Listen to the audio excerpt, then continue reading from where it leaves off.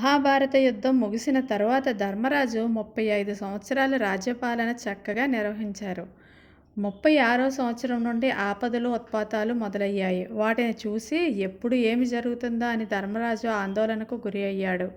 కాలానికి తెలుసు, పాండవులు, ద్రౌపది, కృష్ణుడు, బలరాముడు వంటి వారు భూలోకంలో అవతరించిన లక్ష్యం పూర్తయిందని, తనువు చాలించవలసిన సమయం వచ్చినందువల్ల వాళ్ళంతా తమ అవతారాలను చాలించవలసిందే అని నిర్ణయించింది.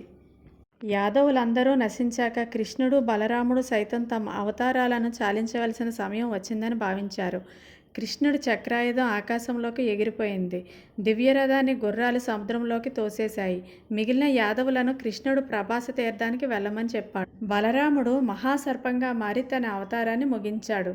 ఈ అందరి వియోగాన్ని చూస్తూ ఉండలేక కృష్ణుడు ఒక చెట్టు చాటున పడుకొని యోగదీక్షలో నిమగ్నమయ్యాడు. అప్పుడు ఒక వేటగాడు కృష్ణుడి పాదాలను పొదలమాట నుండి చూసి మృగం అనుకొని బాణంతో కొట్టాడు. ఆ గాయంతో కృష్ణుడు తన అవతారాన్ని చాలించి దివ్య తేజోరూపంతో ఆకాశంలోకి ఎగిరిపోయాడు.